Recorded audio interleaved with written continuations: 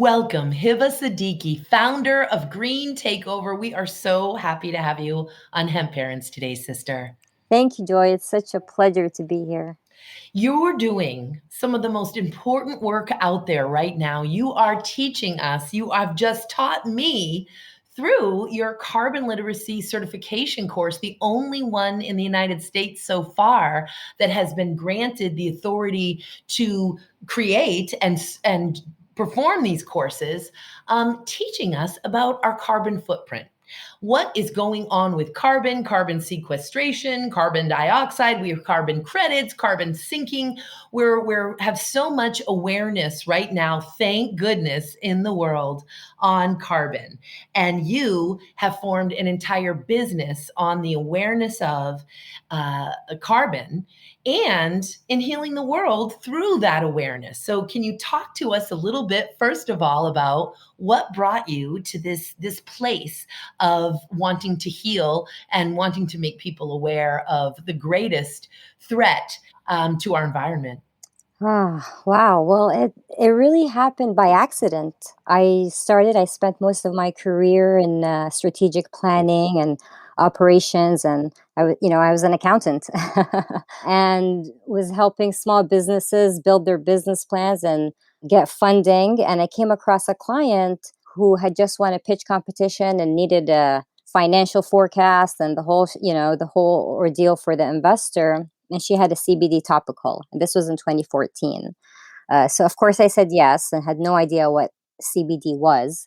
I started learning and doing my own research and just peeling all the layers around it. And, she got the funding, which is amazing, but I still kept learning more and more and more about what it can do and all its benefits. And as I started teaching workshops to entrepreneurs about how they can incorporate hemp into their business and support it somehow, I found that before I can even start talking about all the environmental benefits that hemp has and the performance benefits that it has, I have to start with the layer before that, which is, well, what's the problem we're trying to solve? Why do we have this climate situation? And just how you beautifully articulated the confusion in your question when you said, carbon literacy, sequestration. I mean, there's just global warming, sustainability. There's so much happening, and there's a lot of language around it that sometimes it gets hard to strip all that away and just look at what is the basic essential question that we are trying to ask. That is what it's about. And once we get to that and we understand, well, what's happening with nature as a result of that?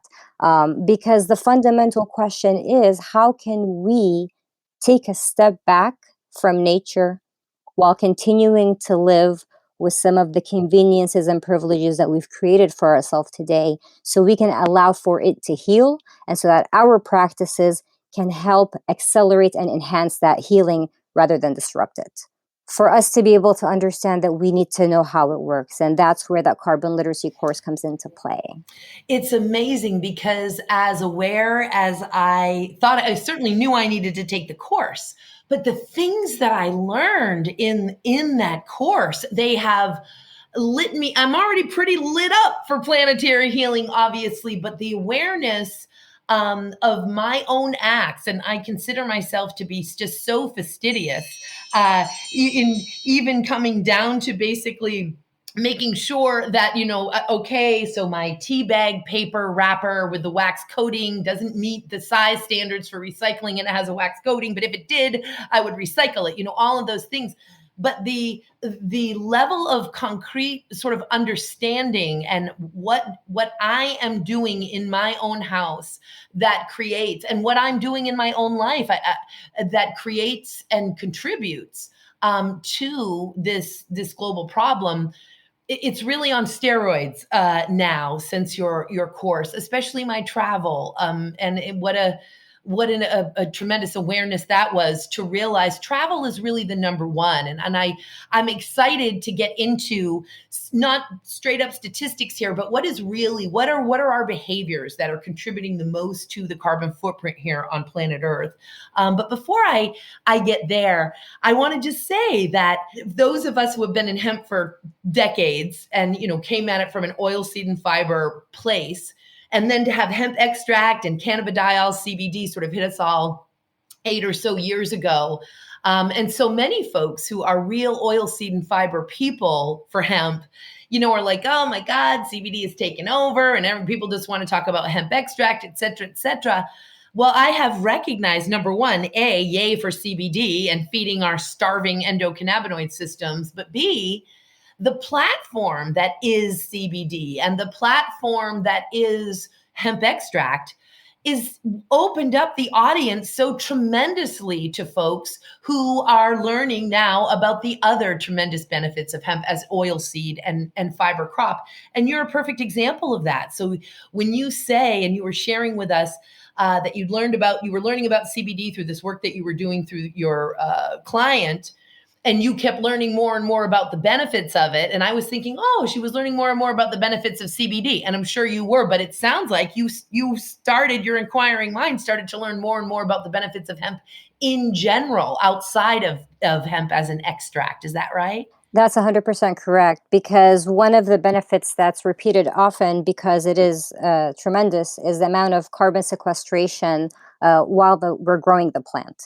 And so it does go back to agriculture. So to be able to look at that component and then look at all the different materials that hemp can be made into really blew my mind. And that made me dive into the different areas. But then, this is over 6-7 years. And so as I got even deeper into, okay, well, let's look at what cotton is doing to the soil. Okay, let's look at, I never thought in my life I would be interested in regenerative agriculture. If you told me 10 years ago, I would say no way. But it fascinates me because we understand how everything really fits together. And the thing that blew my mind, aside from the environmental benefits, is when we look at the performance of these end products. So with hemp, we're not saying, hey, let's settle for this option because of the carbon sequestration and the versatility of what it can produce. And, it's maybe a lower grade product. No, we're saying actually the end product is going to outperform its alternatives in most of the cases. And so that's just mind blowing in so many ways. It just makes good sense. Environment aside, climate aside. I think even probably during the course, it came up. I vaguely recall during one of the classes, which I love because they're live, they're interactive. I mean, it's wonderful community building, and we get our questions answered and commune with each other. It's just fantastic. But basically, I often say, because I moderate these panels, and I get these incredible human beings who have, leveraged every bit of credit and capital that they have had to deliver on their vision of a building material or a plastic, a bioplastic that is made with hemp or has incorporated hemp into it. And then I get them on stage and I'm moderating and I'm saying, why did you choose hemp? And inevitably, and God bless them, they want to talk about right away the environmental benefits of hemp. But I want them to focus on the superior performing aspects of hemp. They're just such wonderful humans that they always say, well, because environment. And then it's like, and well, because way better product, and it's not that it's way better with every product. Obviously, we need to keep our critical thinking hats on with hemp. I've certainly seen, and as I'm sure you have too, Hiba, folks who say, oh, if this plastic is made with hemp, it's biodegradable. Like, no, it is not automatically biodegradable because someone has incorporated hemp. It's less toxic because someone has incorporated hemp, but we need some other markers there to actually make it compostable, biodegradable, et cetera. So keeping that critical thinking hat on. But by and large, generally speaking, it's it is going to improve your product. It is the longest, strongest fiber in the world, second only in strength to graphite whiskers and carbon nanotubes. So it's really just such tremendous stuff. So you caught me there at the beginning, and I think this is just a wonderful segue, and that is the CO2 that the plant absorbs while it is growing and locking it in, and then it's locked into these other products. So, can you speak to us a little bit about general, so that we can give maybe folks a little visualization here, generally around carbon sinking or carbon sequestration with trees versus hemp, or hemp versus other crops? Sure, right. And so what happens is during the photosynthesis process, hemp is taking in, the nature of the plant takes in a lot more carbon dioxide than many of the other plants because of the nature of its fiber. And its roots grow very, very deep, and they're very interconnected and webby. And so what happens is, in the end, it's absorbing all that carbon dioxide from the atmosphere, and it's feeding it back all the way through the roots back into the soil. And so that's how it's able to rejuvenate it and take in what it's been able to, even more than what it puts out. And so that's one of the ways that it's truly able to not just sequester the emissions, but be able to rejuvenate the soil at the same time, and be able to feed it back with natural nutrients because it doesn't need a lot of fertilizer. And really, the reality is that it simply another example of the relationship between humanity and the plant, between the planet and the plant. It is a very unique aspect of the plant, its ability to convert this carbon dioxide, unique among all of the other thousands and thousands, if not hundreds of thousands of plants on the planet.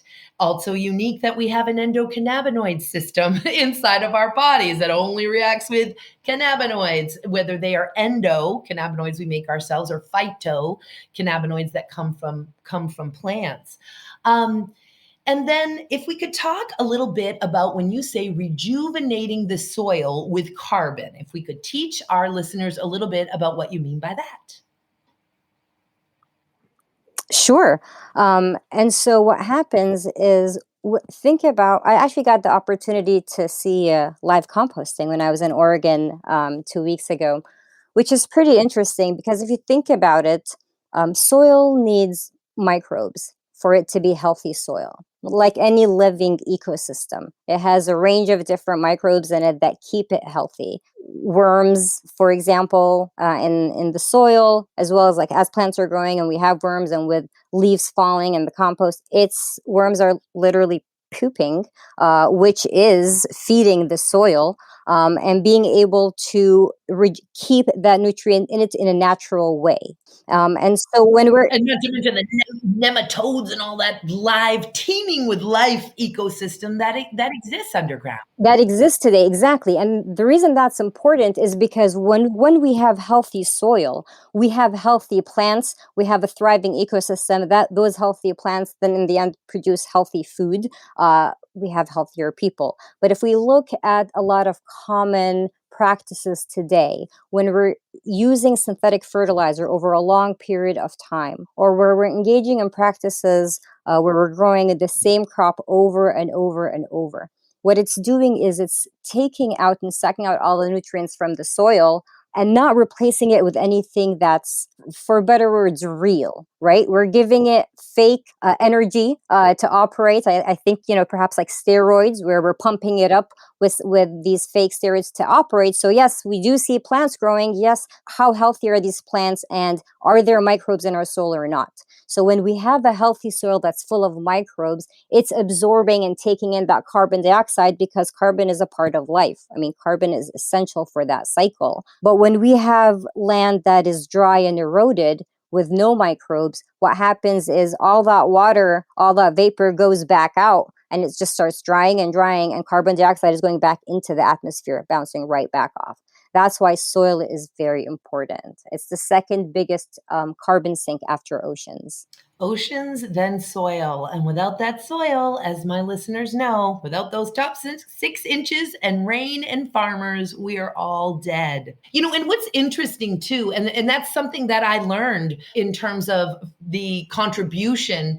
I thought that it was fertilizer itself. Certainly, the effect of fertilizer has this, tremendous extraordinary exponential impact on the footprint. But certainly, I think in the manufacturing and processing of those fertilizers, we have issues as well. An interesting topic there, just as it relates to hemp, because there are things we want to make sure that we speak clearly about, because I used to, and I said this to you many times, I think during the course, in the early 90s, we would shout from the rooftops, this stuff grows anywhere, it doesn't take water, it doesn't take nutrients or fertilizers, any of those things. And in many regions it does not. I've been to some beautiful farms in Holland, gorgeous or soil, just beautiful built soil, wonderful regenerative agricultural techniques. They do not add any fertilizer at all to their gorgeous hemp. Conversely, you can go to Canada, and in Canada, they're already up to about 200 pounds of nitrogen per hectare, and they have not even hit maximum yield yet, and it's just different soil health. At the same time, in Canada, they've so far ahead of us in many ways, because of course they federally legalized hemp cultivation in 1998.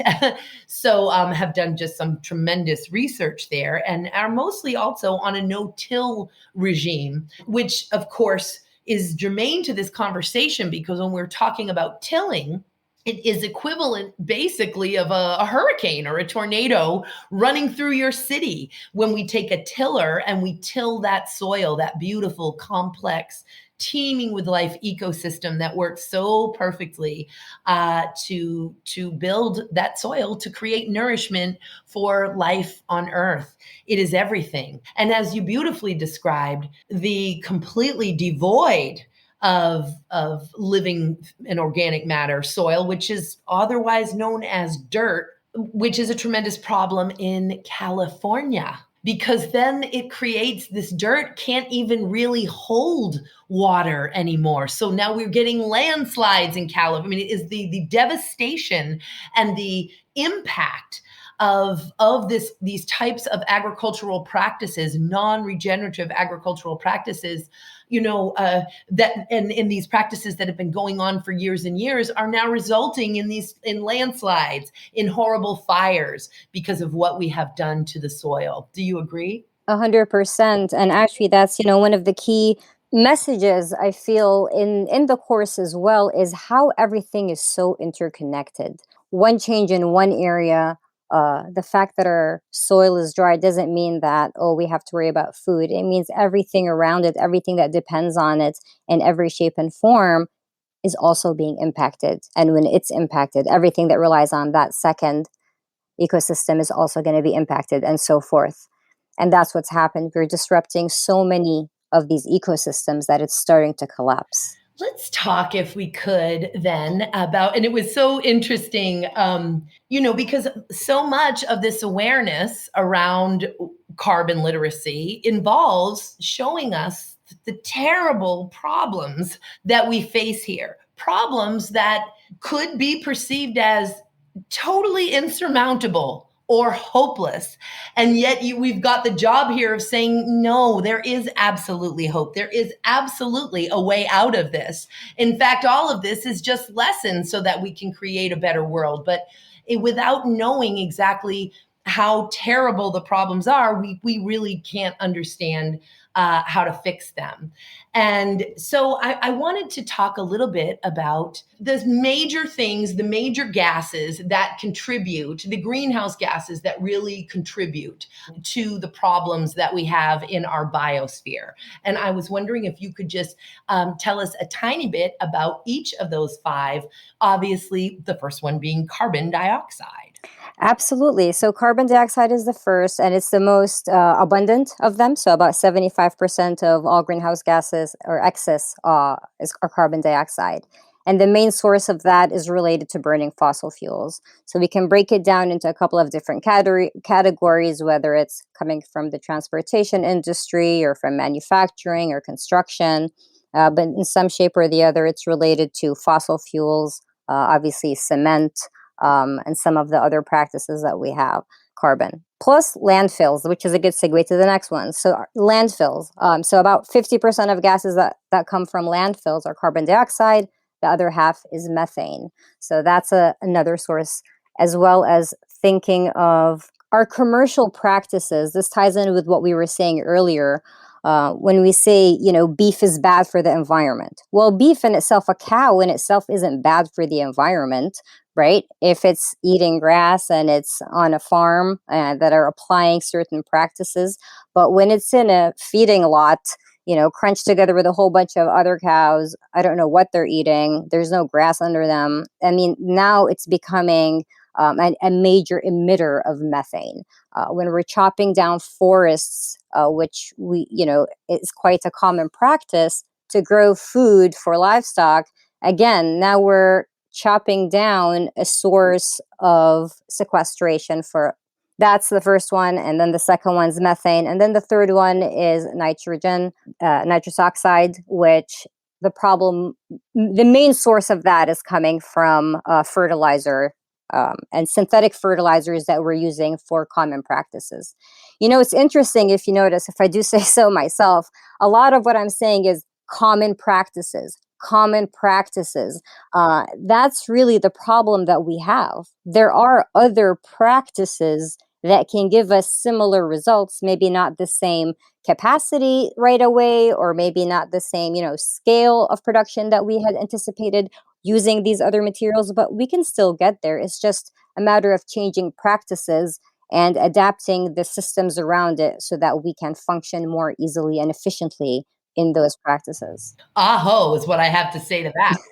So we did carbon dioxide, methane, nitrous oxide, two more. So hydrofluorocarbons are typically, and as well as chlorofluorocarbons, which we get from aerosol sprays, but those aren't as common as they used to be. There's been regulation on that. We only typically see them in personal care products. But hydrofluorocarbons, or HFCs, we use those in refrigerators, air conditioners. They're coolant agents. So that's the other source. And then we have sulfur hexafluoride, SF6. And the main source for this one is it's used primarily as a prime electrical insulator. It prevents shocks and can help prevent fires, and so it's a safety measure. But the problem is it's used as an insulator, but the gas still leaks out, and so that's where that issue is. I feel it's also important to note on that point that when we think about electricity and so forth, it's important to think about where it's coming from. So, I mean, right now we have this as a solution, even with windmills that we're building, we're still using this as an insulator because it works and we know how to operate with it. So, there's a lot of room for innovation and finding new ways that are more friendlier and more conscious of the world around us. I mean, and in walks hemp. It's like I'm gnawing a hole, on the inside of my cheek. I am. When we say the word insulation, it's like, I'm going to do an insulation dance right now. I mean, we just can transform everything with, thank goodness, the liberation of this plant, reclaiming its place in the broad light of day with the rest of America's and the world's agricultural crops. Another amazing, it was nothing but incredible. Each class throughout the course, something simply blew my mind more than others, but it was basically mind blown. Let's talk on something that really I did find quite surprising and counterintuitive. And that was on our second class. We were discussing guessing the carbon footprint of basically different forms of communication. And we had to guess between just an out of state letter. So somebody had write the letter, put it on paper, stick it in an envelope, and send it through the mail system and have it get delivered, or a 3-minute phone call. or an email with a large attachment. And I'm hoping that that is a good setup for you to explain the order of carbon footprint and why of those things. I really would love for the listeners to know. Sure. And so the highest one with a carbon footprint is going to be the out of state letter. And that's because of the transportation, the emissions from transportation, and typically because we're using fossil fuels for that. So the out of state letter would be the most. Next would be a 3-minute mobile call. And then last would be an email with a large attachment. And the reason is because sometimes we don't necessarily think of our digital carbon footprint. And that's something that I learned as well as part of this whole learning process in the past several years, where we don't necessarily think about all the energy required for the system and the network of how the message is actually going to go through and get to the person we're sending it to.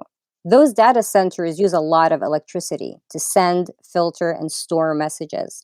There's a statistic that says emails travel an average of 9,300 miles before they get to your screen. So keeping that in mind is interesting when we think about, okay, how many emails we send, how many newsletters we're signed up for that we never really read. Can I unsubscribe from a couple? Do I really need to CC 5 people on this email? Just being mindful of those actions because everything does have a footprint.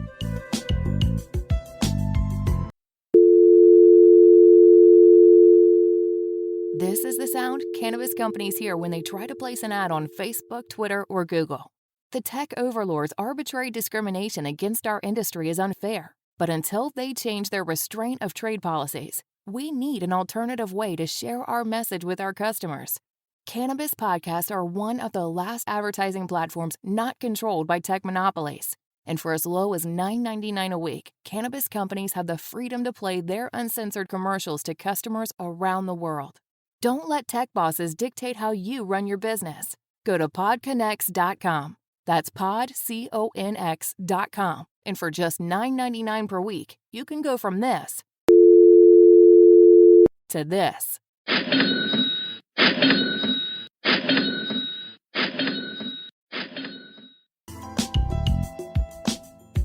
And it's so interesting because my first awareness of the footprint or the space that seemingly invisible data, digital data takes up came because I have had a dual career as a senior paralegal in some of the high-end firms here on the West Coast, along with hemp.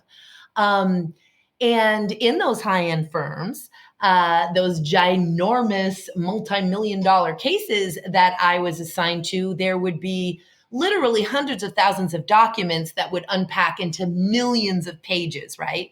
And we have servers, and server space costs money, especially if it had to do with litigation management software, because that there's a third party generally that is storing that data. And so anything that we could do to keep that data down was we had practices and protocols to make sure that we weren't just being gratuitous with the amount of data that we were storing because it had an actual financial cost. Well, what I learned through your course was that it has a physical planetary cost as well.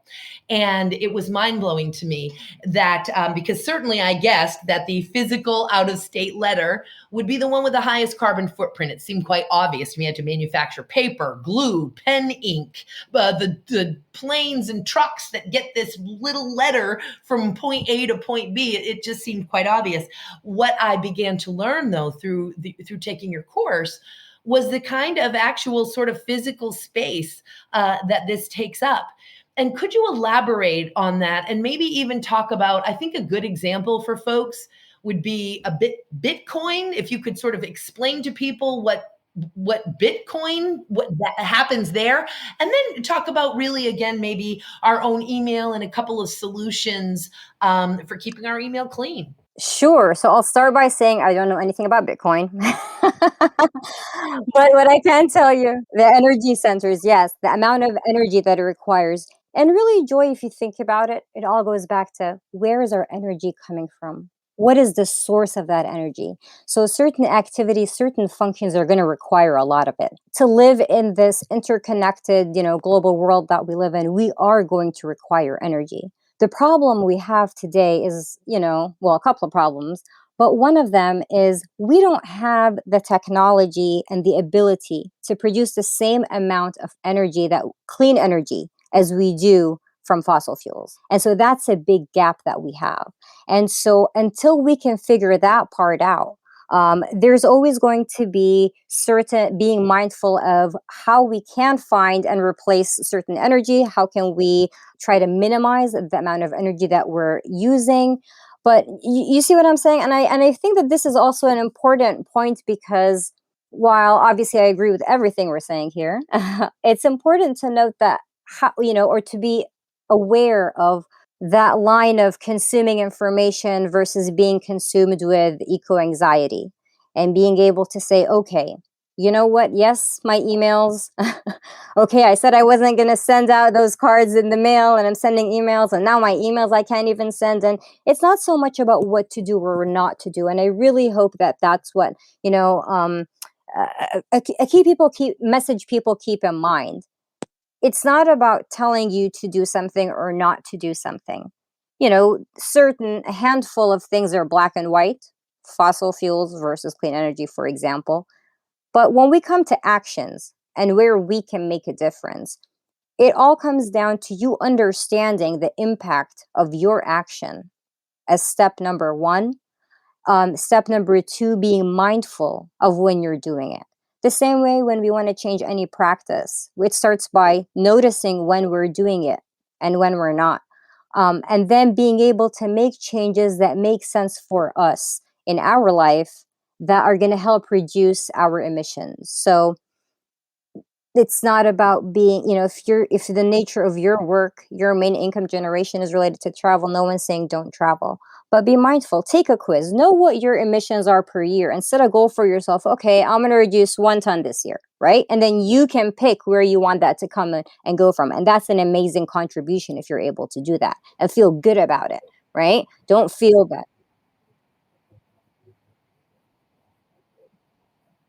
Absolutely. And you empower that awareness and those quizzes through your course. It is just like, it's so empowering, Hiba, to be able to really see. And I thought that, I just couldn't believe my transportation score. I just couldn't believe it, Hiba.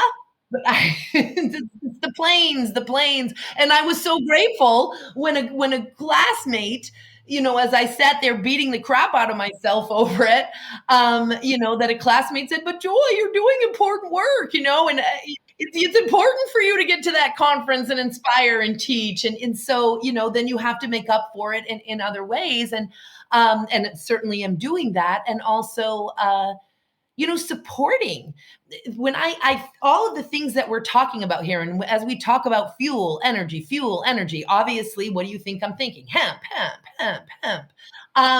So we're talking supercapacitors, methane, biodiesel, if we wanted to use the seed for that, pellets, the pellets that are made from hemp hurd, that inner woody core of the hemp stalk, for our listeners who don't know.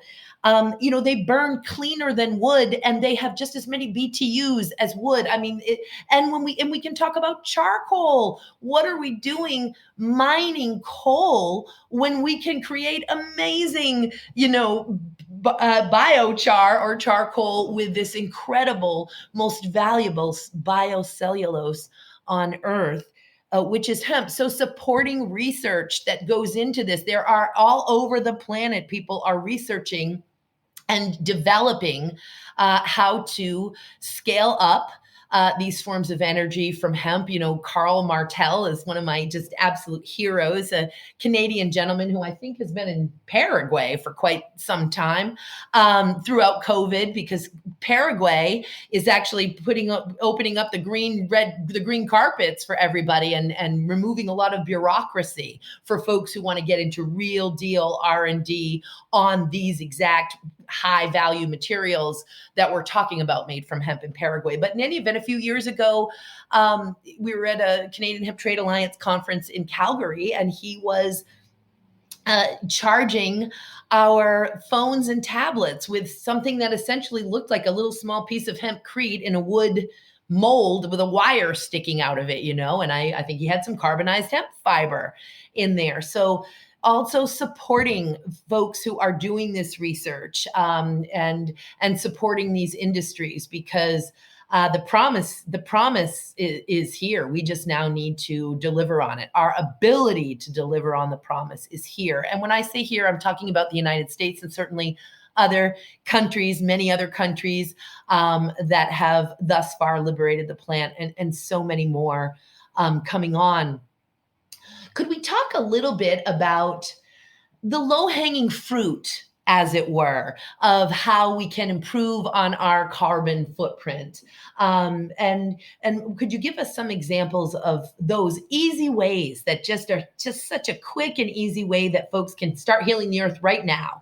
One of the quickest ways is to lower your consumption. Just right there. Think about what you're buying. Do I really need this? Is there a substitute, something that I already have? How long is this going to last me? Am I buying it with the intent to keep it, or do I have that throwaway mentality? Am I stepping into that because it's such a common thing right now? So being mindful of our consumption is number one. And can I quickly get in there, sister? Thank you so much for letting me. Is another piece to that is the reality, and we didn't address this in the course. Thank God, we would never have gotten to the carbon part, because it's a whole nother course. So let's talk about here for a moment, and that is shopping and consumption and buying things.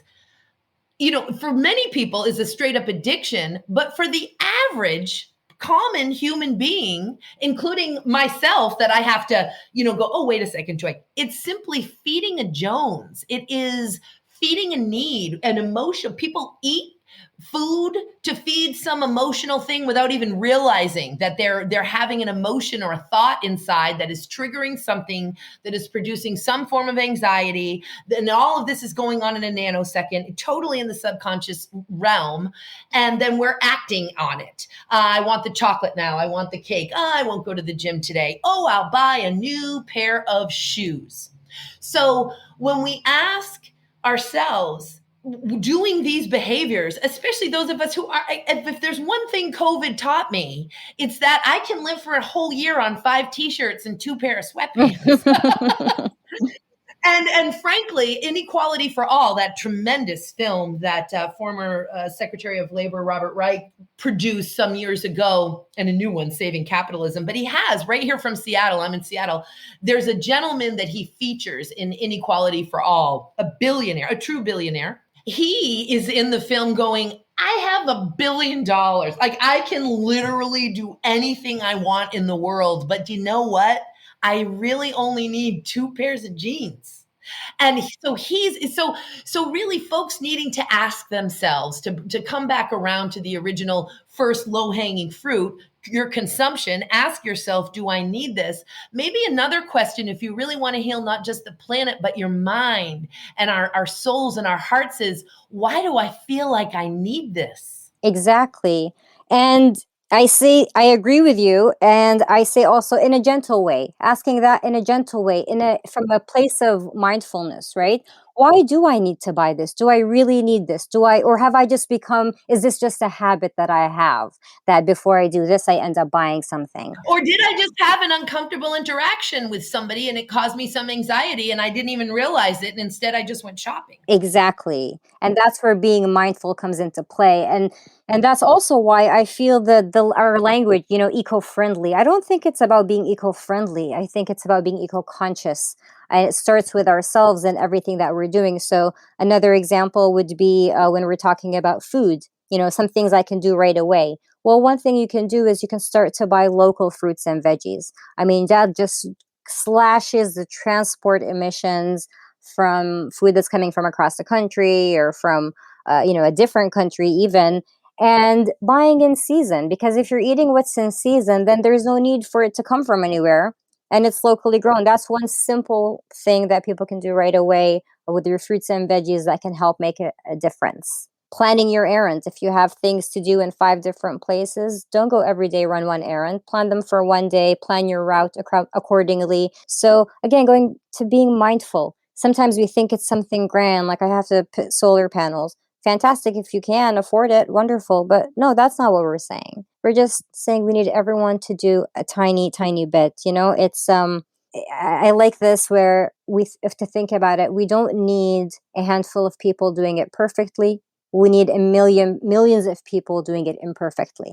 That's really how we're going to make a difference. So being gentle with ourselves. Yeah. I'm so grateful for your emphasizing that gentle is the way.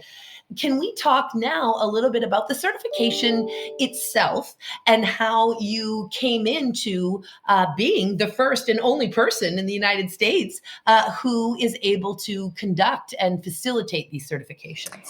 Yeah, I was surprised myself. I took the course a while back, and I was interested in improving my own knowledge about climate change and going back to, answering what that question is and better understanding what is it we're trying to solve and what is the source of the problem. And I was mind blown. I learned a lot of information, and I thought I'd been working in the field for a couple of years, 4 or 5 years, and I was mind blown. And I figured this is something that is wonderful. I would love to share it with my audience. I would love to share it with everyone to help establish that 101 layer of here's what the problem is. And I couldn't help myself during the course when I was taking it myself. Um, every time she brought up, well, here's a solution for me to type in the chat, and hemp can do this, and here's a link, and hemp can do this, and here's a link. And so I figured, this course has to have hemp, and that's why it's the first US designed carbon literacy certification course accredited by the Carbon Literacy Project in the UK. And it's the first one ever to include hemp as a solution as part of the course itself. So I am just really. I can't believe I didn't open with that. My whole body just lit up when you said that. It's not just the first one, it's the first one that incorporates hemp as a solution. Yes. Wow. Oh, you are such a gift, Lady Jane. You are such a gift. How can people know where your courses are, when your courses are being given? And this is basically for all ages. Maybe not for super young children, but the reality is there's like avatars being born these days. This seemed like you could be teaching this to every age range, and there certainly was every type of human in my class. Yes, and it is encompassing a whole wide of age groups. With Green Takeover, what we're looking to do is there's a lot of people who are doing this incredible work of education on a personal level, on a community level. And so what we wanted to do is focus on how they can incorporate it in their work, right? So anyone who's thinking about how can I take this to my work? Maybe you're an educator, maybe you're a masseuse, maybe you're an accountant, maybe you're a lawyer. Whatever you do, if you want to think of ways that you can incorporate it into your profession, into your industry, this is a good place to start because it gives you that fundamental layer of information. To your point about children, I would probably do the activities different, for a younger audience. But I think that anyone who's interested in just, what is going on, help me just get the lingo down, better understand for myself so that I can make sense of it elsewhere. When I see or when I read an article on my own, or I hear a news segment or someone mentions something, it clicks. I have that foundational knowledge of what's going on to say, oh, actually, this is why, or that's why.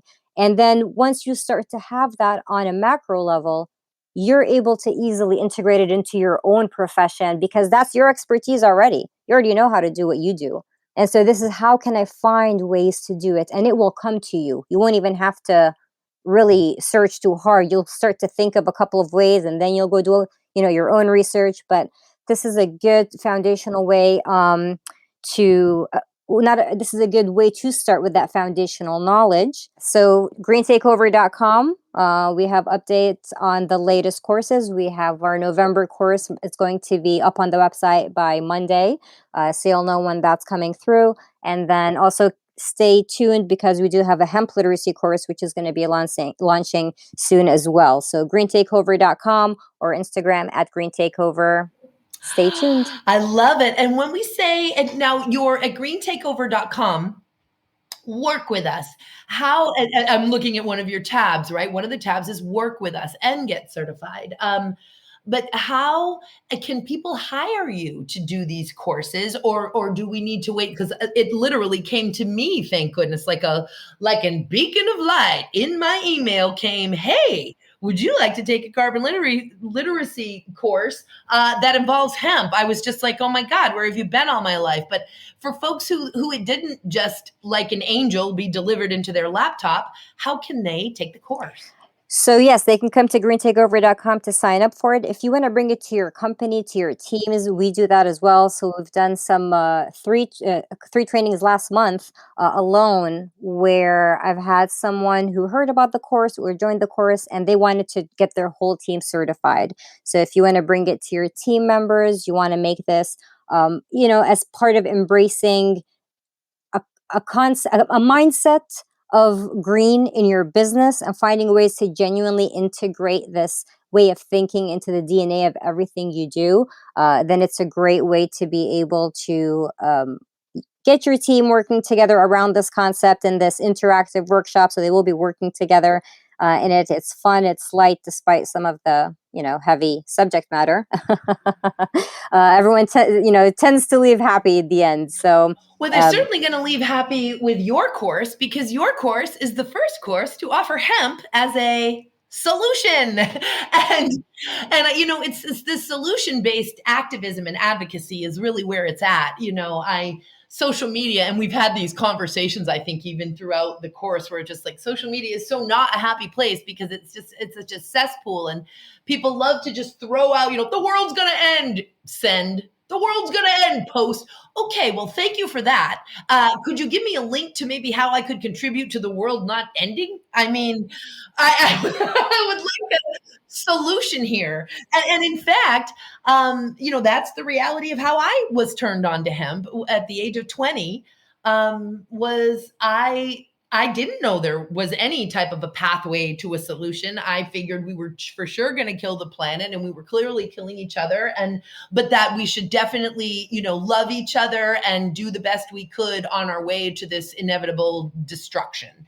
And it is when I was 20 that I learned about hemp. I got a flyer with excerpts from The Emperor Wears No Clothes at a Grateful Dead show in Foxborough, Massachusetts. And it was just like every cell in my body reacted to what I was reading. Now, I don't believe everything that I read, but I will tell you that my actual body reacted to that flyer, and this sort of convergence of a sense of planetary healing and a sense of justice, because I'm sitting there going, wait a second, it can do all that. And it has been a huge part of US and world history, and you made it a felony. This doesn't seem right, so such great stuff. Well, so it's the Work With Us tab in any event. And I'm seeing here, and boy, am I going to have some of my clients be checking this out. You didn't tell us about this in the course, that you really are in many ways focused on the largest groups that you can. And I imagine as an advocate, that's because you're getting as large of an audience and can change that many more hearts and minds. Exactly. And that's really where we need to focus on those who can make the decisions that make a difference. And there are ways to get them engaged by finding common language, by finding fun ways, using levity. I think we need that around this topic, particularly in the world generally, but around this topic as well. And being able to say, hey, this is what you should know. And this is how it can actually benefit you and you and you and you and you and all the initiatives that you are driving. Wow. And do you think at some point, and I'm not adding this to your plate, I'm just wondering, because as you're well aware, hemp and carbon credits, but the carbon credits are going to be a huge part of moving this quickly reemerging industry forward. Carbon credits is something that you think at some point, as everything gets a little more concrete, that you might offer as an educational, maybe just a class, not necessarily a course at any point? Possibly. I don't see anything at the moment, but I think I can see me going into that direction with time, because I think there's so much to know. And I think like you've been mentioning a couple of times throughout our conversation, hemp isn't magic. It's not going to solve all our problems. We can't just grow some hemp and call it a credit. Yep. We have to look at the entire operation. I mean, you can be emitting X amount or X tons of greenhouse gases through your actual operation and then growing hemp as well. It's a holistic approach that needs to be taken. There's a lot of assurance. There's a lot that needs to happen down the road. So while I'm also skeptical from the side of this being an easy way out, I'm just going to buy a couple of carbon credits and I don't have to change my practices. It gives those with resources an easy way out. I do think that. I, at the same time, feel that it's a great opportunity for farmers to be able to really get their farms in a way that's going to serve them in the long run, sustainable practices that include being able to monetize carbon sequestration. But there's a lot of work that needs to be done before then. So we shall see. For certain. But man, will I be funneling everybody your way once that gets sort of straightened out and able to be made sense of, such that one could actually take or form a class in it. Hiba, your work is so important. It's so critical. It has already improved me as a person and as a citizen of planet Earth. I'm just so grateful that you followed your calling and your vision and your dream, and what a shining example you are of people who come from a totally corporate background, accounting, and they are hit with an inspiration, or maybe it's an inspiration they've had all their lives, but the timing comes and they make that transformation and they take that leap.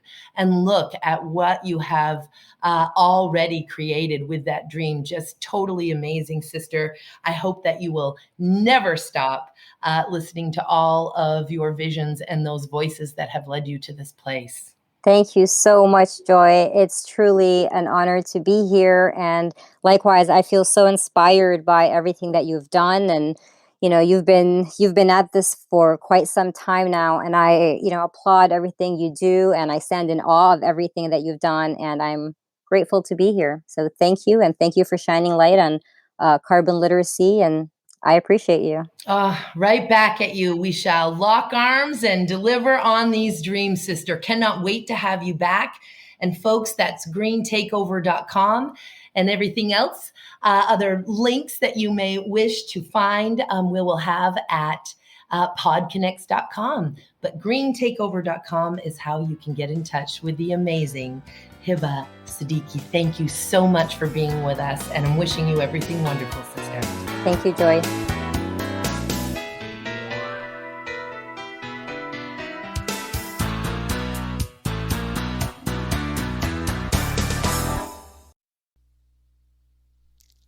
Looking to streamline your company's packaging?